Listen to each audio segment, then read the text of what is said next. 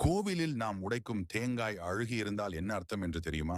பொதுவாகவே நாம் அனைவரும் சாமிக்கு உடைக்கும் தேங்காயை கடையில பார்த்து பார்த்து தான் வாங்குவோம். ஏன்னா சாமிக்கு உடைக்கும் போது அது நல்லதாக இருக்க வேண்டும் என்பதற்காக. அதையும் மீறி தேங்காய் அழுகி இருந்தாலோ அல்லது சரியாக உடையாமல் இருந்தாலோ நம் மனதுக்கு மிகுந்த வேதனை ஏற்படும். இவ்வாறு இருந்தால் என்ன அர்த்தம் என்று முதலில் தெரிந்து கொள்வோம்.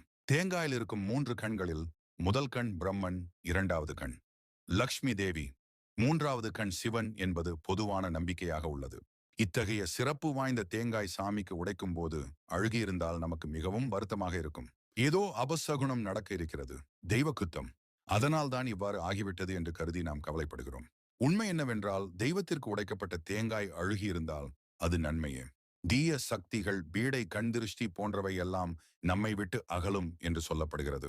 அதைப் போல தெய்வத்திற்கு உடைக்கப்பட்ட தேங்காய் கொப்பரையாக இருந்தால் அவர்கள் வீட்டில் சுபகாரியம்